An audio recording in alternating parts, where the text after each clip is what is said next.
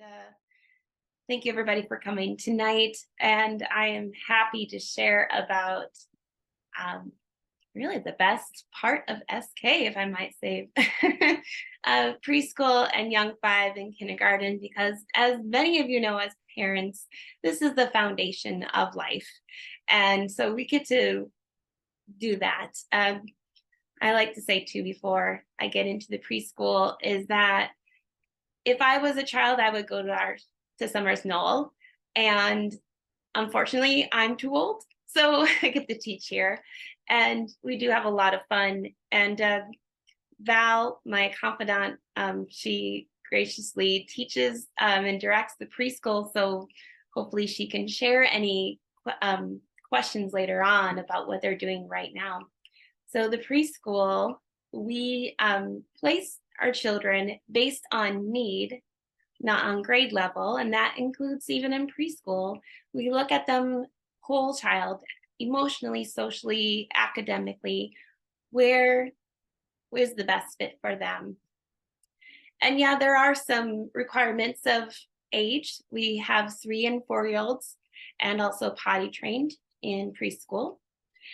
And really, to me, the potty training it's a little basic, but it's one of the basics. I'm sure you hear that from many preschools if you are looking at preschools around Ann Arbor. And it really is showing that independency and that self-efficacy, as we were talking about even then. We talk about 4-year-olds, that might overlap with our Young 5 program. So we do look at each child and ask, where do they belong? What is the best fit for them? So again, just individualizing their learning and seeing where is their place in our community where they can thrive and grow. The maximum class size for preschool is 19, with a lead teacher and 2 assistant teachers that all support each other. And as I have witnessed, they do a fantastic job working together as a team. The ratio is 1 teacher to 7 children. Now, there's that distinction between what is preschool, what is daycare, all very important in children's lives and as they grow. I would say daycare is mainly focused on the socialization of children. This might be their first interaction with other peers. That also might happen in preschool, but really daycare is focused on having those peer interactions and having them be away from home. So a lot of that is 90%, I would say, focused on socialization. Preschool is a precursor to what school's all about. It's where they get to experience school. And a lot of kids are very proud they get to go to the big school. And what our program is all about is project-based learning. Is, as Jonathan said, it does start in preschool. If anything, I think that that's the purest form of project-based learning is in preschool. They love to ask questions. They love to dig deep into their interests. You know, right now their project is on ancient Egypt. So they're learning about things that they might have just heard about pyramids, about Egyptian pharaohs, and just a different culture and a different way of living, but also connecting that. I'm just going to say I peeked into the preschool classroom and I saw their questions that they asked. So again, these open-ended questions that brew this autonomy and independence of anything is open to ask. And they were asking questions of what life was like for ancient Egypt. And I saw on the note, did they have mustard? Did they have ketchup? And I think those are very fun and silly questions in some ways, but it's a great question. What did they eat? What did they do? So that's just an example of all the fun that brews through project-based learning in preschool. It is an anchor to the older grades. As I said, the lessons learned here will carry them throughout their grades and throughout their life. And it is academically in the, learning how to hold on to utensils and reading books and loving letters and loving numbers and asking questions and doing science experiments, but it's also how to be a learner. It's how to ask those questions, how to be a community, how to care for each other. In preschool, we ask kids to think through their skills and emotions and feelings as they develop academic skills and social emotional, so they can really build a sense of who they are, how they are part of a community, and being a member and a learner of that community. I like to think of preschoolers that it's bridging from home to school, and the teacher is that bridge. And like I said, it's their first big experience at a school, and it sets the tone for the rest of their learning life. So the schedule for preschool, they come in and they begin the day sorting, getting their things situated and put away in their cubbies. They start with a circle time in the morning where asking questions about how your day, how your morning was, talking about what the plan is for the day, possibly reading stories, singing songs, again, building that community of being part of a team. There is a lot of wonderful outdoor time at Summers-Knoll, and definitely in preschool. There's an attached preschool playground right next to the classroom. So parents do enter into this lovely gated area, full of just giving them safety, but also so much fun. We have a nice grassy little knoll. We have a water table. We have a track that goes around so they can have wagons and bikes, and we have a hoop so they can have basketball, bouncing, kicking of the balls, just a lot of gross motor skills, but also a lot of fun interaction and social play of being imaginative and creative too, and just being proud of their bodies and who they are. I'm quite proud of that project, that playground, because it was built a couple years ago. Thanks to a grant through through the state of Michigan, and it is just so much fun to see how excited the children are to be out there. And there are so many things that they get to do and be playing there. And I mean, who doesn't like a great playground? And speaking of playgrounds, we also have County Farm Park across the street. So we do like to take walks in the trails and explore. And it is a wonderful way of learning about the seasons of Michigan, and having, fall time, looking through, collecting acorns, looking at the fall leaves, now with snow and seeing the tracks from the animals. And as we go into spring, seeing those beautiful gardens that are at County Farm Park. So I do think it's part of our lesson. It's not just a fun time to walk about, but it's a wonderful way to see nature around us. In preschool, they also have a formal art class. They have a formal music class, and you'll hear more from Madame, formal Latin language class. And then also they have library time with our librarian, Christine, which is one of the preschoolers' grandparents, and also just has volunteered and shared so much. But she just brings these books to life, and also children get to really understand something so simple as a school library, and checking out books and looking. And it's if you come to the school, you'll see it. It's just beautifully made, and it has a nice feel and environment there. As Jonathan said too, we do have an intentional every week a buddy time. The preschoolers are with the 3rd and 4th graders. And like Jonathan said, they get to play, they get to read books together, they get to do projects together. It's very intentional, again, of having our community not be siloed, but that the children do know each other as well. And I believe, and Val can correct me, but I believe every week they have a special reader come, and guest readers. A lot of parents and grandparents get to come in and read to the children. And it can be a book of their choice that they want to share. So I think it's another way of having family involvement and even family cultures involved in the classroom. And part of, I would say, trickled in throughout the day is that socialization and problem solving that is through play. And I like to say, as all animals do, we learn through play. And we're no different.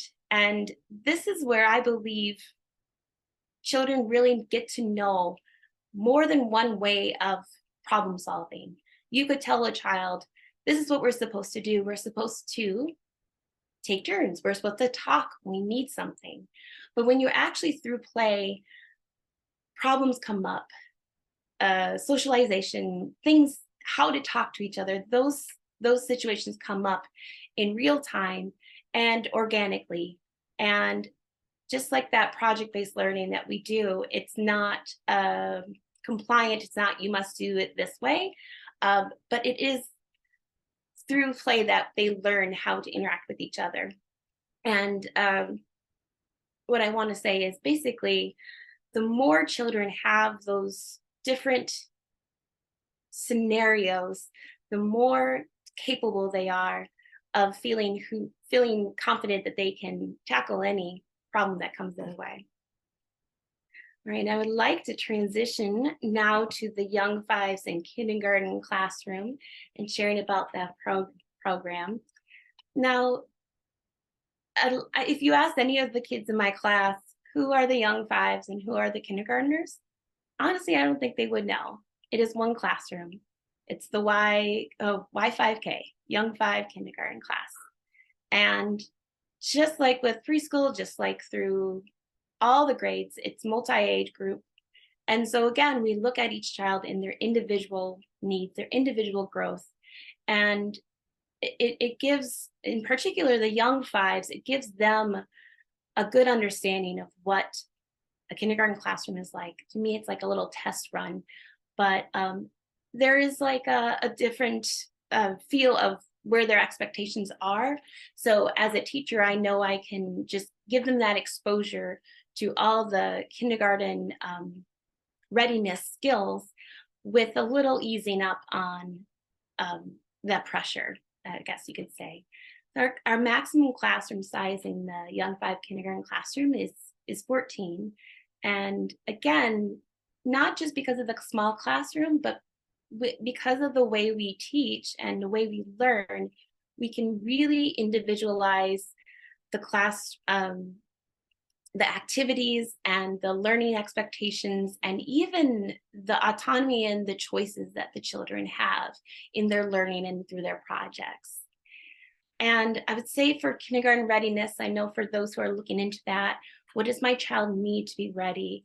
And yes, there is being able to hold a pencil and hold a marker, being able to recognize books as a piece of text that gives information, but also tells stories. I also want to say one of the kindergarten readiness I would say is they're craving independency. So the more you can give them that independency and allow them to feel confident, I think the more successful they will feel as they go into kindergarten. Just that willingness to try, I think, is a very important skill to have. Now, I'm going to share more about our projects, but the things that we might not learn through projects, we learn through other skills, and we teach those skills. So no child is without being prepared for what they need for the next steps in their life. In math, we have a curriculum that we have in just in kindergarten, and then they do another curriculum in first grade. So Young 5 kindergarten, we do illustrative math. What I love about this curriculum is I'm a mathematician, I love it, and it encourages children to notice and wonder. So we might look at a math concept, and they're going to talk about what they notice and then ask questions what they wonder. And through this discussion, they basically come up with theorems of how to do math problems, how to solve these things. Right now, with our project being about rocks, they are learning about metal and they're learning about coins. So we're counting by ones, we're counting by fives, we're counting by tens, but we're doing it in such a fun way. We're taking coins and counting them, and they're loving it because they're able to also explain what they're doing and not just be told how to do it, but they are experiencing math in doing it. Our ELA curriculum, like I said, when we're not doing through projects, is our literacy footprints.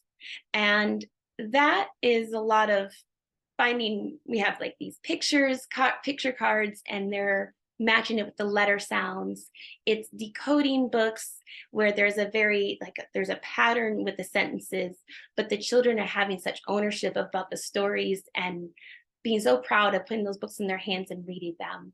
But it's also asking questions about literacy, about literature, and asking questions about the story. And how did you know that that was a red van? It's like, well, I saw that there's a red van, but I also saw the letter start with an R, so I know that's the word red.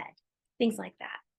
And without that curriculum too, or apart from that curriculum with literacy footprints, through ELA, with our projects, we're doing a lot right now with rocks by using descriptive words. They're making their own rock collection. So they're taking the rocks and they're using descriptive words to share about what their rock looks like, and labeling rocks and writing about rocks. And they're learning words like sedimentary, metamorphosis, or metamorphic, I should say, and igneous. And not only just learning about those, but finding out sedimentary.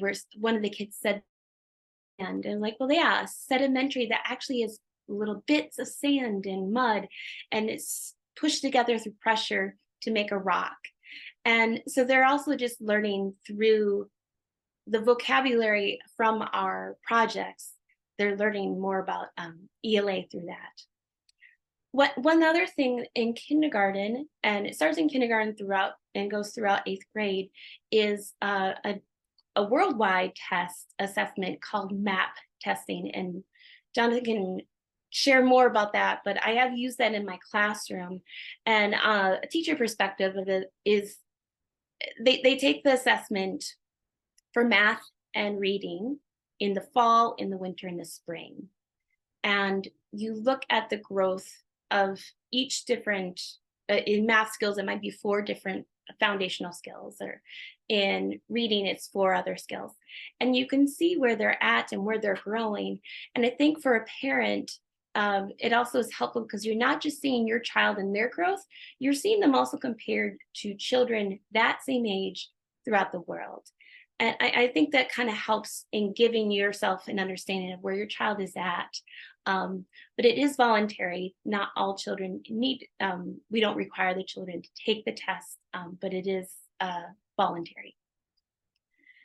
Now, this is a question that comes up often when parents come to Summers-Knoll. So what's the difference between Summers-Knoll and Ann Arbor Public Schools? And we have fantastic public schools here. So I would say teachers there are very well equipped, but teachers are required to teach a scripted curriculum that is chosen by the district, and they do follow that, and they can do it in their way, but they do have a curriculum they have to follow. From my time of being in Summers-Knoll, I have found that not only do we give autonomy to our children, we give autonomy to us teachers to work together to find the curriculums that are best suited for our project-based learning.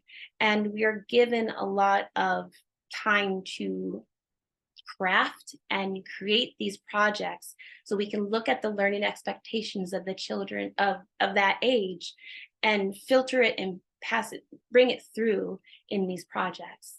So the difference between Summers-Knoll and Ann Arbor Public Schools is that we can explore and experience things in a more organic way instead of having to focus on a district's expectations of achievement for young 5 kindergarten and beyond. I believe I was sharing about projects, and yes, they are based on our standards. We don't just make up what would be fun to learn. We look at the steps, the skills that children need, young 5 and kindergarten, for where they're moving on to the next stages in their life. For young 5 and kindergarten, there are specials. We have one every day. We have music and art twice a week for 50 minutes. And we have Latin one time a week for 50 minutes. And again, you're going to be hearing from Imogen, from Madame, more about Latin, and you're going to be blown away. And just like the preschool, we use the county farm park, we use the playground attached to the kindergarten classroom, but also the big playground. So if you come and see our campus, you'll see that playground as well. We take field trips that are pertaining and related to our projects.